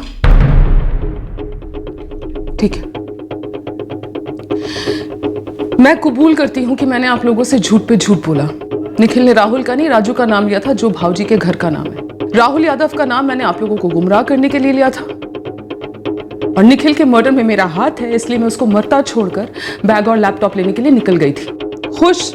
मिल गया सच आपको? अब बताइए क्या करना है। पहले आप बताइए कि इसमें ड्रामा कितना है और हकीकत कितनी है? सर, हकीकत यह है कि मैं अपने पति की सिर्फ पत्नी ही नहीं, बिजनेस पार्टनर भी थी। हर एक क्लाइंट, हर एक ट्रांजैक्शन की मुझे भी उतनी ही खबर रहती थी जितनी कि निखिल को। सिर्फ इसलिए मैं चली गई थी क्योंकि गुम हुए पैसे हमारे नहीं, क्लाइंट्स के थे। उनकी जान बसी होती उन पैसों में। आपके पति की जान जा रही थी हेमांगी जी। मैं कैसे आपको समझाऊं कि मैं सोच भी नहीं सकती थी कि उसकी जान चली जाएगी। हाँ, मुझे मालूम था कि चोट गहरी है, पर मुझे लगा बाबा और भाऊजी हॉस्पिटल मैनेज कर लेंगे। लेकिन उस दिन, उस वक्त वो पैसे नहीं मिलते, वो बैग और लैपटॉप नहीं मिलता, तो अगले दिन टेंशन डबल हो जाती। सिर्फ इसलिए मैं तुरंत निकल गई। ये बात हजम नहीं हो रही। तो हाजमे की गोली खा लीजिए सर, और मेरे सामने सबूत रखिए कि मैं अपने पति का मर्डर क्यों करवाना चाहूंगी। मेरे पति, जो मेरे आखिरी दम तक मेरे पति रहेंगे। रही बात राहुल की, मुझे नहीं मालूम निखिल ने राहुल का नाम क्यों लिया, पर अस्पताल में जब आपने मुझसे पूछा तो मेरी जहन में राहुल यादव का नाम आया, सो मैंने बोल दिया। लेकिन आपने राहुल केंद्रे का नाम नहीं बोला। अरे मैं सोच ही नहीं सकती थी कि राहुल केंद्र निखिल के साथ ऐसा कुछ करेगा। और रही बात ये राजू वाली कि निखिल ने राहुल कहा या राजू, मुझे नहीं मालूम आपके कान किसने भरे, लेकिन मेरे कान कच्चे नहीं हैं। निखिल ने राहुल ही बोला था। अब ये राहुल केंद्रे है या राहुल यादव है, ये मैं नहीं जानती, लेकिन अगर आपको लगता है कि राहुल का नाम मैंने भाऊजी को बचाने के लिए लिया है और मेरे और भाऊजी के बीच में कुछ चल रहा है और इसके चलते हमने ये घिनौनी हरकत की है, तो माफ कीजिएगा, बहुत वक्त है आपके पास जाया करने के लिए। और शायद आप लोग असली कातलों को पकड़ना ही नहीं चाहते और हम सबको बकरा बना रहे। और कुछ हेमांगी जी? और कुछ तो बचा ही नहीं सर, बस आप असली कातलों को पकड़ लीजिए ताकि ये ना जानने का जो टॉर्चर है वो खत्म हो, बेवजह की शक बंद हो। अब तेरे पास केवल एक ही चारा है राहुल यादव। अपने 2 साथीदारों का नाम बता दे, पैसा और लैपटॉप कहाँ है वो बता दे, और ये बता निखिल सानप को मारने का असली कारण क्या था? कोई कारण ही नहीं है मेरे पास, ना असली ना नकली। आप मेरे दोस्त अनिल से क्वेश्चन ही कर चुके हैं। उसने आपको बताया कि हम कहां थे, क्या कर रहे थे, फिर बार बार ये सवाल क्यों? आखिर आप चाहते क्या है? राहुल तीसरे का नाम बोल। बहुत हो गया साहब, पहले आप 2 हफ्तों से मुझे यहां पर सड़ा रहे हैं। मैं आपको लास्ट टाइम बोल रहा हूं, निखिल को मैंने नहीं मारा है। जब अपने ही लोग पीठ में छुरा भोंकने वाले तो बाहर के दुश्मनों की क्या जरूरत है? हिमांगी बहनी, ये सब ना आपका किया करा है, समझ लेना। हम लोगों को बुद्धू मत समझना। सबको ये बात पता है कि निखिल दादा को आपने मरवा कर मेरे पति को फंसाने का प्लान किया है। मधु, ये क्या बोल रही है तू? मैं पहले बता चुकी हूं, मैंने पुलिस को सिर्फ इतना बोला था कि निखिल ने राहुल बोला है, ये कभी नहीं बोला था कि आप लोग राहुल केंद्रेला पकड़ा। तुम्हारे राहुल को फंसाकर क्या मिलेगा हमें? तुम्हें क्या मिलेगा तुम ही बताओ ना। ये सब तुम लोगों का क्या कराया है? मेरा बेटा सच कह रहा था, निखिल ने राहुल नहीं राजू कहा होगा, और राजू कौन है ये तुम लोग अच्छे से जानते हो। ये बात राहुल ने कही थी पुलिस को? राहुल ने सच बोला ना? कहीं ऐसा तो नहीं कि राजू भाऊ को बचाने के लिए अब एक नहीं 2 राहुल के नाम बता रहे हो? क्या चला तुम दोनों के बीच में? मधु बस, सुशीला लगाम दे अपनी बहू को। ओ मावशी, तुम्हाला ना मी लिहून देते, इन दोनों के बीच में कुछ ना कुछ तो गंद मची है, इसलिए निखिल दादा को रास्ते से हटा दिया। सर, हिमांगी ने निखिल से कंफर्म तो किया था कि वो इसी रूट से घर जाएगा या नहीं, और हमलावर घात लगाकर बैठे। अभी के लिए हम हमारे सारे एंगल एक साइड करते हैं। विसर्जन के 10वें दिन के पहले, विसर्जन के 7वें और 5वें दिन निखिल ने यही रूट लिया था घर पहुंचने के लिए। ऐसा हिमांगी का कहना है। विसर्जन के 5वें और 7वें दिन पर भी वो उसी रूट से घर आए थे। अभी के लिए हिमांगी और राजीव के एंगल को एक साइड पार्क कर समझो ये अटैक किसी अज्ञात गैंग ने किया हो। अभी रैंडम अटैक नहीं हो सकता। ए, इस गैंग को पहले से मालूम था कि निखिल के पास इतना हार्ड कैश है। बी, गैंग ने निखिल के मूवमेंट की बारीकी से स्टडी की थी, शायद विसर्जन के 7वें और 5वें दिन। 3 लोग कत्ल की दोपहर को ऑफिस आए जरूर थे। निखिल के ऑफिस में चाय और नाश्ता किया था। रिज्यूमी, ये वही 3 थे। अब पॉइंट सी ये है कि ये तीनों हत्यारे निखिल के साथ पहले से परिचित थे। आगे बढ़ो। आगे बढ़ने के लिए ऐसा कुछ खास है नहीं सर, क्योंकि हम लोग अभी तक इन तीनों की आइडेंटिटी को भी ट्रेस नहीं कर पाए। 3 प्लेट समोसे और 3 चाय भिजवा दे जल्दी। 3 प्लेट समोसा, 3 चाय, सब कुछ स्पेशल।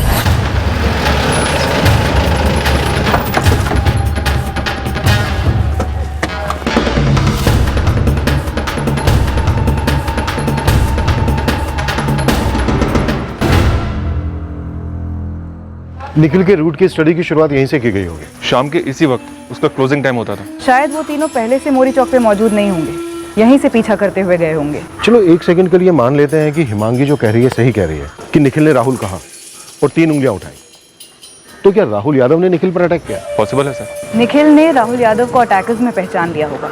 या फिर ये राहुल अटैकर्स में नहीं था पर उनके साथ कनेक्टेड था। मतलब सर, उसने 3 हमलावरों को इस चाय नाश्ते की दुकान में देखा हो जो राहुल यादव की है। या शायद वो तीनों राहुल यादव की दुकान में काम करते होंगे। होते हैं ऐसे रेयर केसेस जहां महीनों की इन्वेस्टिगेशन के बाद भी एविडेंस का एक कतरा भी हाथ नहीं लगता। सर, ये जो 2+2 करते हुए आपने जो एंगल सोचा था कि 3 लोग राहुल के रेस्टोरेंट में बैठे रहे होंगे, निखिल की मूवमेंट स्टडी की होगी, उसे फॉलो किया होगा, ये एक सेंसिबल एंगल मालूम पड़ता है। 1-2 ट्रायल भी किए होंगे और फिर गणपति विसर्जन के 10वें दिन स्ट्राइक कर दिया। उस दिन शोर भी काफी रहा होगा और इससे अटैकर्स की और हेल्प हुई होगी। अटैकर्स ने पैसे और लैपटॉप छीन लिया था। अब या तो वो पैसों के पीछे थे और लैपटॉप बोनस था, या फिर वो लैपटॉप के पीछे थे और पैसे बोनस थे। उस वक्त तक हम मास्टरमाइंड तक पहुंच नहीं पा रहे थे, इसलिए हम उन हत्यारों के पीछे लग गए जो हमें उस मास्टरमाइंड तक पहुंचा सके। एक फोन का तो इतना मुश्किल से जुगाड़ हुआ है, 2 फोन का औकात कहाँ है साहब? उस शाम निखिल को ऑफिस से जाते देखा था तूने? हाँ देखे थे ना साहब, आपको बताए भी थे। तो फिर तूने उसके पीछे अपने 3 आदमी भेज दिए? हमने किसी को नहीं भेजा निखिल भैया के पीछे। और आप हमसे ऐसा काहे पूछ रहे हैं? प्रवीण के पिछले 1 महीने के एक कॉल को स्कैन करो, जरा सा भी शक हो तो उसे फॉलो करो। किसी से बात करनी पड़े, किसी को उठाना पड़े, सीधे ले आओ मेरे पास। सब छटा हुआ सुपारी वाला होता तो ठोक देता, या फिर तलवारी और रामपुरी से काम कर देता। ये लकड़ी से वार और फिर वो निखिल का बचना। प्रोफेशनल लोग नहीं हो सकते। नौसिखिए हो सकते हैं, या फिर कोई सुपारी वाला भी हो सकता है जिसने ये दिखाने की कोशिश की हो कि ये सुपारी नहीं थी। साहब, मुझे तो लगता है घर की मुर्गी घर ही पर हलाल की गई।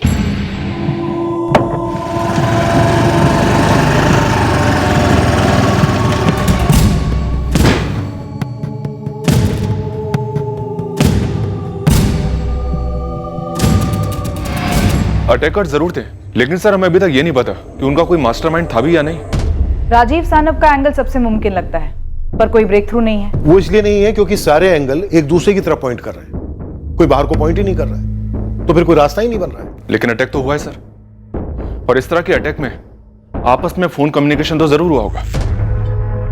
एक रास्ता है सर, थोड़ा मुश्किलात भरा है, लंबा है। इस वक्त एक पगडंडी, एक खुली खिड़की, छत में एक छोटा सा छेद भी मोर देन वेलकम है देशमुख। बोला, क्या रास्ता सोच रहे हो? सर, मर्डर वाले दिन का उस सारे रूट का डम डेटा निकलवाते हैं। सुरबाड़ा नाका, जहां निखिल का ऑफिस है, वहां से लेकर मोरी चौक और तीर्थवाड़ी वाला रास्ता जहां निखिल पर अटैक हुआ। 10वें दिन का विसर्जन, हजारों लोगों के फोन ऑन रहे होंगे उस इलाके में, फिर भी कोशिश तो की जा सकती है। लग जाते हैं।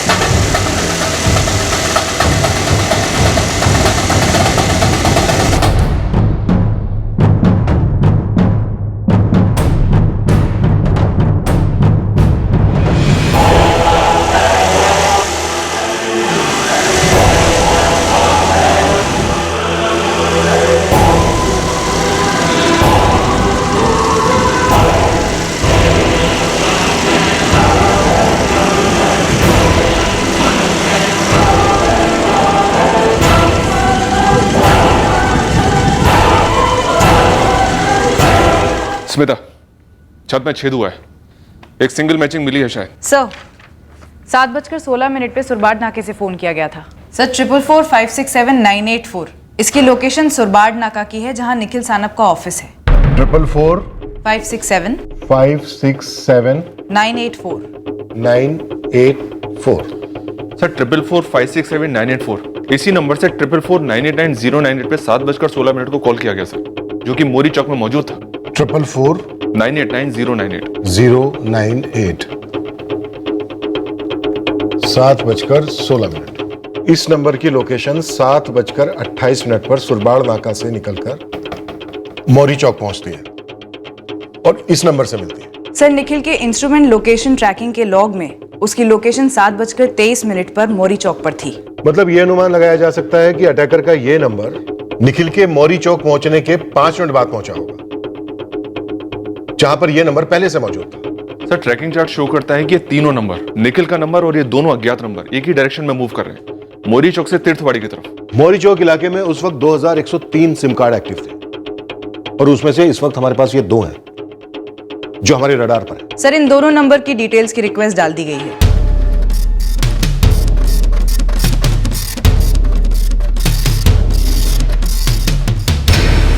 सुरबाड़ नाका पर जो ये नंबर था 444567984, ये किसी अमोल खेड़ेकर के नाम पर है, और मोरी चौक पर जो नंबर था 444989098, ये किसी तुषार पालवे के नाम पर है।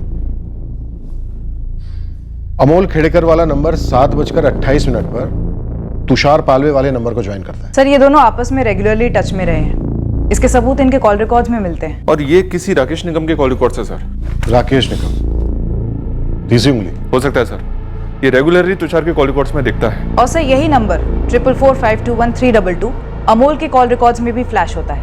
इसका मतलब दोनों के बीच में कॉमन है। 444521322 अमोल खेड़ेकर, तुषार पालवे और राकेश निगम, इन तीनों का एड्रेस भी है हमारे पास, और फर्जी भी नहीं है। इन तीनों नंबर्स की एक एक डिटेल निकालो और इन तीनों नंबर्स को हिमांगी, राजीव और दोनों राहुल, प्रवीण, इनके नंबर्स के साथ स्कैनिंग करते हैं, और ऑफ कोर्स निखिल के नंबर के साथ, और अगर जरूरत पड़े तो पूरे 1 साल की डिटेल्स निकालो।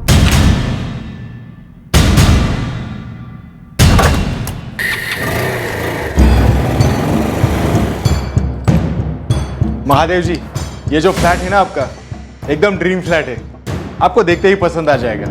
आइए।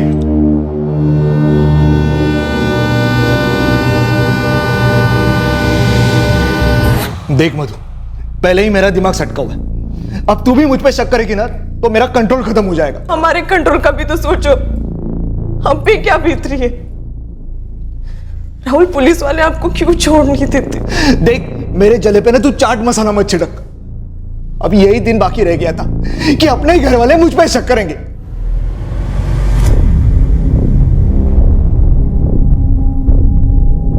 आपको हमारे रूल्स पता है ना, ठीक है? जहां पे क्रॉस किया वहां पे साइन कर दीजिए।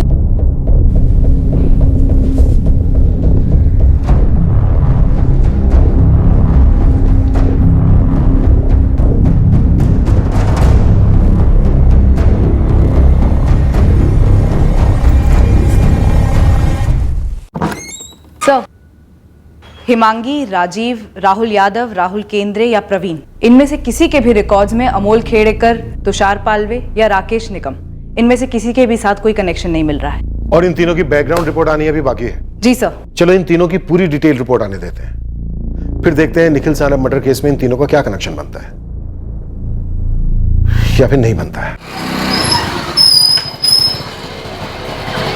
सब number 1 connection Amol Khedekar, DTP की दुकान में काम करता है। सब नंबर 2 कनेक्शन राकेश निगम, स्टेट एजेंट के पास काम करता है, लोगों को घर वर दिखाता है। लेकिन ये राकेश निगम तो तीसरा है ना, बीच का दूसरा कहाँ गया? तुषार पालवे। ये तुषार पालवे ही आपकी केस क्लोज करेगा सर जी, यही मेन मुद्दा है आपका। हिस्ट्री शीटर है, डोंबिवली की रायपाड़ा में इसने धूम मचा के रखी है। History sheeter? डोंबिवली थाने में हिस्ट्री है इसकी। बड़े साहब, आप उनको एक पंटर बोला, हाल ही में ये तुषार बहुत शाइनिंग मार रहा है। शाइनिंग म्हणजे? जब किसी की जेब भरी हो वो शाइनिंग मारता है, दिखावा। ये तुषार क्या दिखावा कर रहा है?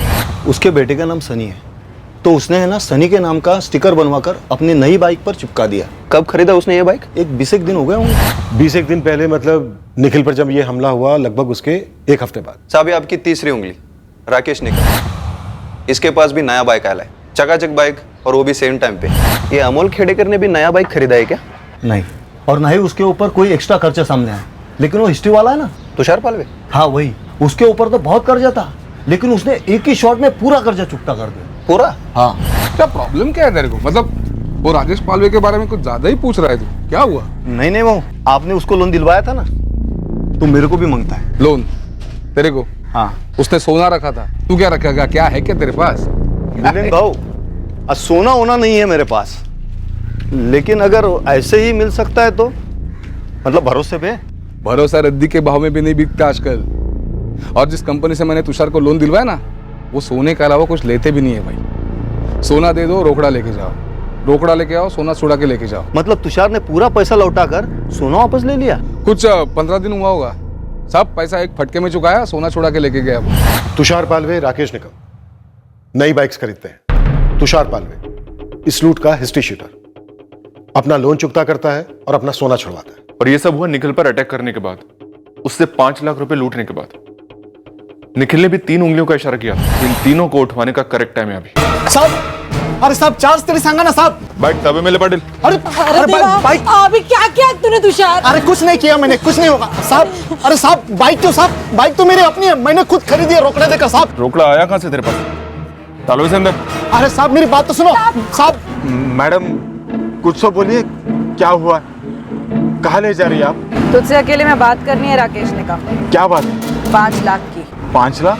सब कसले 5 लाख? मेरे पास कुछ भी नहीं है साहब। अरे पूरा 5 नहीं तो कुछ तो आया होगा तेरे पास। चल बैठ अंदर।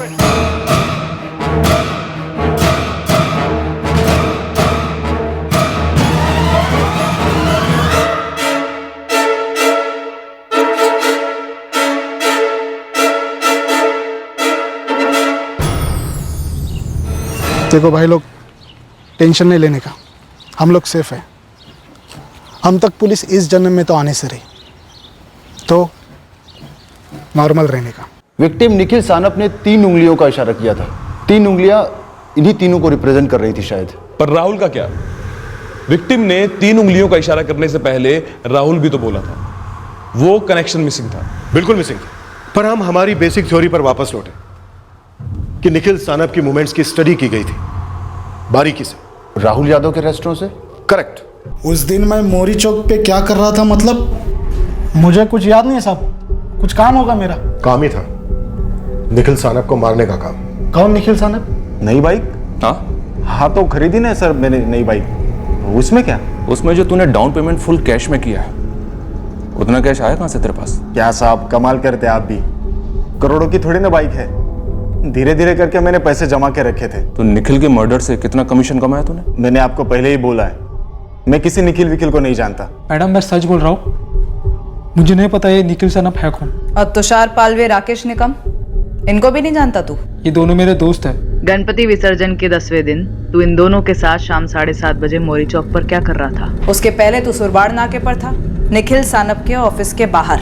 ये बात मैं हवा में नहीं कह रही हूँ, तुषार और राकेश ने मुझे बताया। सब उगल दिया उन लोगों ने।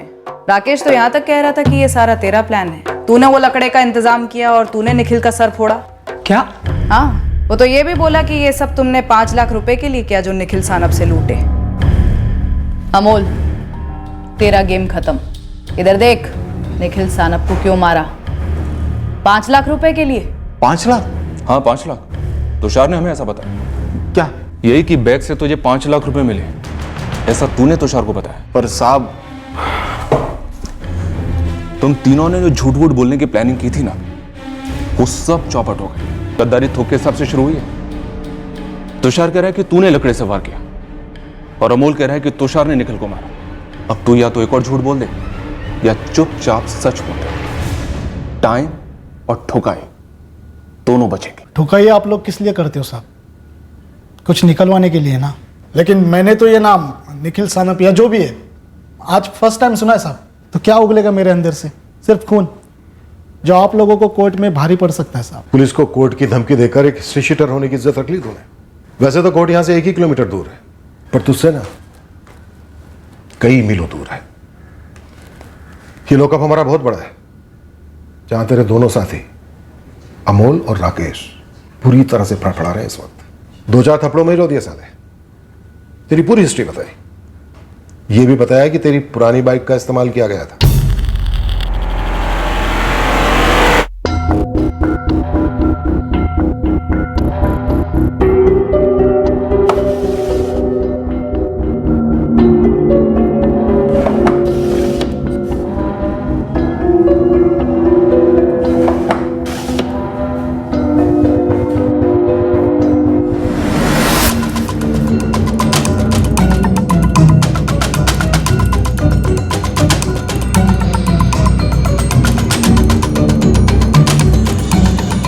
कई बार आते चाय पीने के लिए।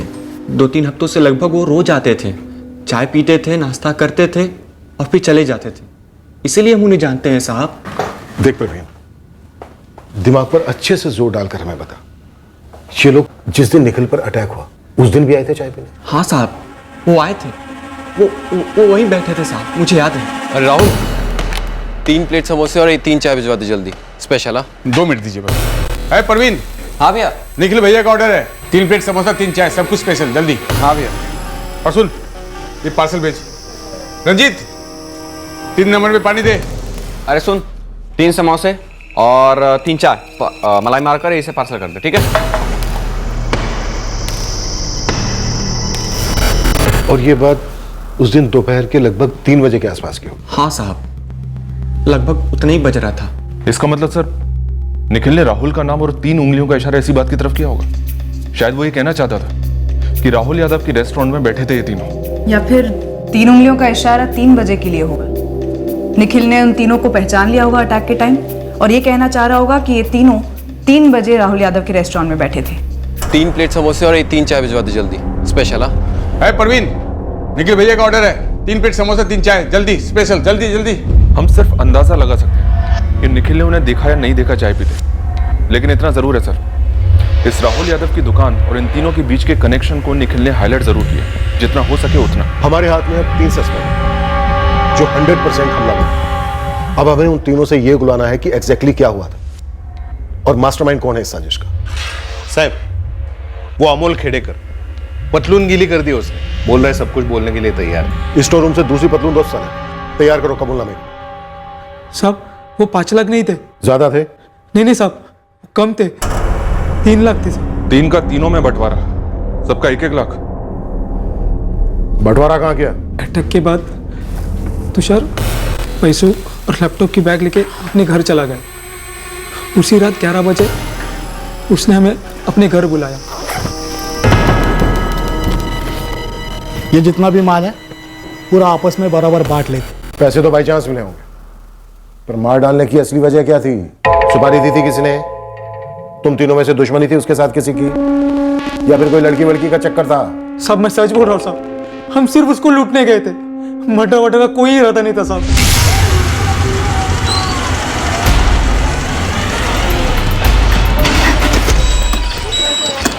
तो 2 हफ्तों से तुम तीनों राहुल यादव की दुकान पर बैठकर निखिल सानप की फील्डिंग कर रहे थे? हाँ साहब, हम उसका पीछा ही कर रहे थे। हमने देखा 5वें और 7वें दिन उसने मोरी चौक का रास्ता लिया। फिर हमने अंदाजा लगाया कि 10वें दिन भी ये उसी रास्ते से जाएगा।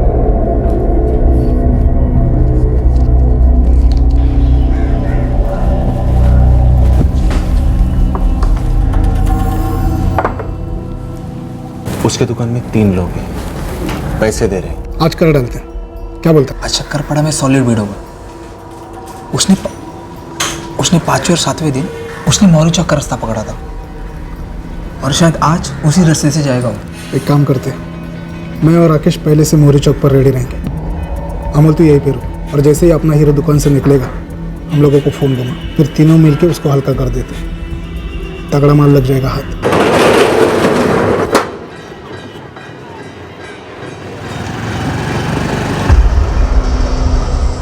निकल गए रे हीरो। पैसे लूटे तुम लोगों ने, लेकिन मर्डर कौन करवाना चाहता था? तुषार ने मुझे बुलाया फ़ोन करके, बोला पैसा है करके, पर सब मुझे इतना ही मालूम था कि लूटने का प्लान है। फिर मर्डर वर्डर का कोई प्लान है मुझे बिल्कुल नहीं मालूम था साहब, सच बोल रहा हूँ। पर जिस दिन मैंने और राकेश ने अखबार में पढ़ा की निखिल सानपची हॉस्पिटलमध्ये मृत्यू झाली. आई शपथ साहब, हम दोनों की साहब. देखो भाई लोग, टेंशन नहीं लेने का, हम लोग सेफ हैं. हम तक पुलिस इस जन्म में तो आने से रही, तो नॉर्मल रहने का. मर गया वो निखिल सानप. हम सब भी एक दिन मर जाएंगे, तो क्या करें, टाइम टाइम की बात है. अरे पर उसकी मौत हमारे सर पे आएगी ना, तब क्या करने का? कुछ नहीं करेंगे. पहली बात तो ये मर्डर है ही नहीं, और दूसरी बात हमारा नाम आने का चांस ही नहीं. देख राकेश, अमोल कोर्ट में अपना जुर्म कबूल करने और तुम दोनों के खिलाफ गवाही देने के लिए तैयार हो गया. मर्डर और जो कैश तुम लोगों ने लूटा, वो कोर्ट में हमारी तरफ से इसका गवाह होगा. सिर्फ लूट?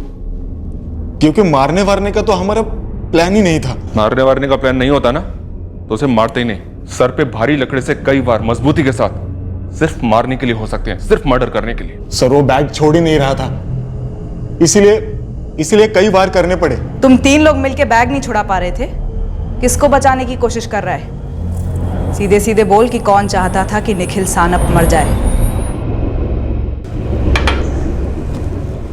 यार सोना ही तो गिरवी रखा है ना, छुड़ा लेगा जल्दी. कैसे छुड़वाऊंगा यार, एक तो ब्याज पे ब्याज चढ़ रहा है, ऊपर से बच्चा हुआ तो काफी टाइम से बड़ा हाथ भी नहीं मारा. मेरे पैसे के सॉलिड वांदे चल रहे यार. अब मेरा ही देखना, इतने सालों से दलाली कर रहा हूं सेठ के पास, चिंदी जैसे कमीशन देता है मेरे को. दिन रात यही सोचते रहता हूं कब खुद की एस्टेट एजेंसी खुलेगी. अच्छा सुन, तू ये बड़ा हाथ बोलता है, वो कितना बड़ा होता है? ऐसा कुछ फिक्स नहीं होता रे, हाथ मारने के बाद पता चलता है क्या लगा हाथ को. एक आदमी है, पैसे ट्रांसफर का काम करता है. मैंने खुद अपने सेठ के पैसे 3-4 बार ट्रांसफर करवाया. कौन है? निखिल सानप नाम है, यही सुरबाड़ नाके पे ऑफिस है उसका. दुकान लूटनी है? अरे नहीं, बहुत भरी हुई जगह है वो. तो फिर? पिछले हफ्ते शाम 6 के आसपास मैं मेरे सेठ के 25,000 जमा करने गया था. वो रोकड़ा उसने अपने बैग में रखा, और उस बैग में बहुत सारा रोकड़ा था, कम से कम लाखों तो होंगे. वो अपनी बैग साथ में लेकर दुकान बंद करके स्कूटर पे चला गया. तुषार ने कहा और एक आदमी लगेगा, तो हमने अमोल को लाया. सर हम तीनों ने मिलकर पूरी प्लानिंग की थी, मगर वो प्लानिंग में एक बार भी जान से मारने का जिक्र विक्र भी नहीं हुआ था. तो तुम लोगों को पहले से पता था कि बैग में 5 लाख रुपए होंगे? लाखों होंगे पता था, लेकिन कितने वो नहीं था. सर वो बैग में 5 नहीं 4 लाख थे. तू बोल रहा है 4 लाख थे, अमोल बोल रहा है 3 लाख थे. ये क्या प्लानिंग हुई?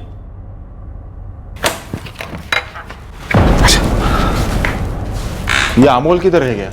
वो आ जाएगा, तू बैठ.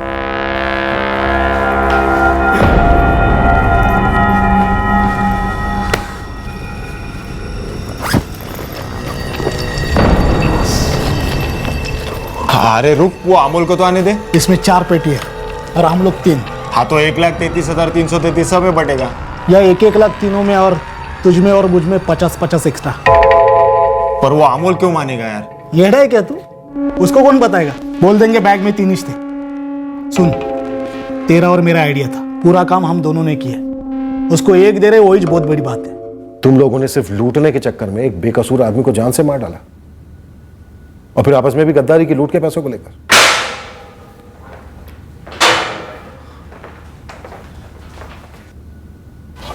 साहब अब हम तुझसे कुछ पूछेंगे नहीं, बस कोर्ट में ये अर्जी देनी है कि तेरी जमानत ना हो. साहब उसका मरने का एक्सीडेंट था साहब, उसको मारने का इरादा नहीं था हमारा कुछ. साहब वो मर्डर की जगह एक्सीडेंट का केस बनवा दो ना. तुझे लॉकअप में कूटा और तू मर गया तो वो भी एक्सीडेंट ही होगा. अच्छा चल एक बात बता, अमोल को उस बैग में 3 लाख दिखे, राकेश को 4 लाख. अब तू हमें यह बता तुषार पालवे, एक्चुअली उस बैग में कितने लाख थे?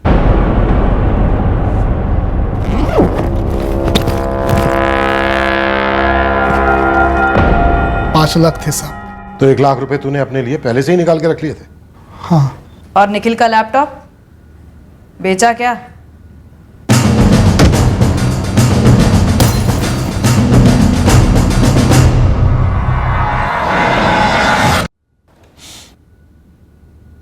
पैसों वाला खाली बैग उन्होंने चला दिया और लैपटॉप तोड़ दिया. मतलब सर ऐसे ही बस लूटने के लिए उन्होंने अटैक किया? जी, लेकिन निशाना बनाकर, पूरी प्लानिंग के साथ. निखिल ने जो कहा राहुल और 3 उंगलियों का इशारा किया वो बिल्कुल सही था। शायद निखिल के कहने का मतलब था कि राहुल यादव की दुकान पर बैठे 3 लोगों ने उस पर अटैक किया। हालांकि ये बात कभी 100% कंफर्म नहीं हो पाएगी। हो सकता है निखिल ने उन्हें कई बार वहां बैठे देखा हो, जहां पर बैठकर वो निखिल पर नजर रख रहे थे।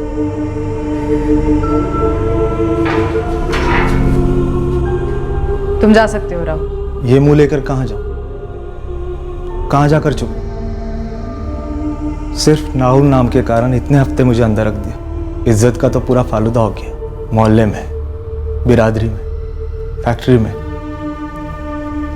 अब ये सब कौन भर के देगा मुझे? हालात ही कुछ ऐसे थे। राहुल नाम आया था, निखिल के साथ तुम्हारी अनबन थी। अब आप 2-3 दिन हमारे रेस्टोरेंट में आके बैठो, देखो कस्टमर लोग कैसे चीर फाड़ करते हैं हमारा। यहां से लेके यूपी में हमारे गांव तक यही बात फैली होगी कि आग के बिना धुआं नहीं होता। जरूर राहुल यादव का इसमें हाथ रहा होगा।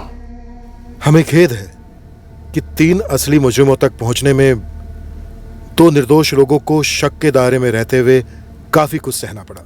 केस क्रैक करने में 2 मासूम लोगों और उनकी फैमिलीज को काफी तकलीफें सहनी पड़ी। सर, एक सवाल बार बार उठ रहा है। जिस इन्वेस्टिगेशन टेक्निक से आपने ये केस क्रैक किया, वही टेक्निक अगर इन्वेस्टिगेशन की शुरुआत में ही अपनाई गई होती तो क्या इन मासूमों की तकलीफ अवॉइड की जा सकती थी? पर ये अनकनेक्टेड रैंडम से मर्डर्स लूट के लिए या किसी और चीज के लिए हमेशा एक चक्रव्यूह की तरह होते हैं। मिसलीड्स पर मिसलीड्स का सामना करना पड़ता है। होते हैं मिसलीड्स, क्योंकि नेचुरल तौर पर शक सबसे पहले किस पर जाता है? उस पर जिसे विक्टिम की मौत से फायदा हो सके। वो suspect first line of investigation का सब्जेक्ट बन जाता है। और रही बात तुम्हारे सवाल की कि हमने वो लाइन ऑफ इन्वेस्टिगेशन क्यों नहीं अपनाई जिससे केस क्रैक हुआ था, तो उसके जवाब में मैं यही कहूंगा कि कोई भी इन्वेस्टिगेटर ये पहले से तय नहीं कर सकता या सोच सकता कि वो टेक्निक जो यूज कर रहा है वो फेल होगी। इन्वेस्टिगेशन के रास्ते पर जब डेड एंड आता है तब हम रास्ता बदलते हैं। हम ये पहले से गैस नहीं कर सकते कि उस रास्ते पर कोई डेड एंड मिलेगा। इन्वेस्टिगेशन एक पहाड़ पर चढ़ने जैसा होता है। आप स्टेप बाय स्टेप, पड़ाव दर पड़ाव उस पर जाते हैं, पर किसी भी स्टेप पर यह इरादा आपका कभी नहीं होता कि किसी इनोसेंट को कोई तकलीफ पहुंचे। आखिरकार हम मासूमों की सुरक्षा के लिए, पर इंसान है, काम ही कुछ ऐसा है। मिस्टेक्स होती हैं, पर हर वक्त हमें उसका खेद होता है। ऑलवेज। इस तरह के और भी एपिसोड देखने के लिए हमारे चैनल को सब्सक्राइब करें और बेल आइकन दबाना ना भूलें।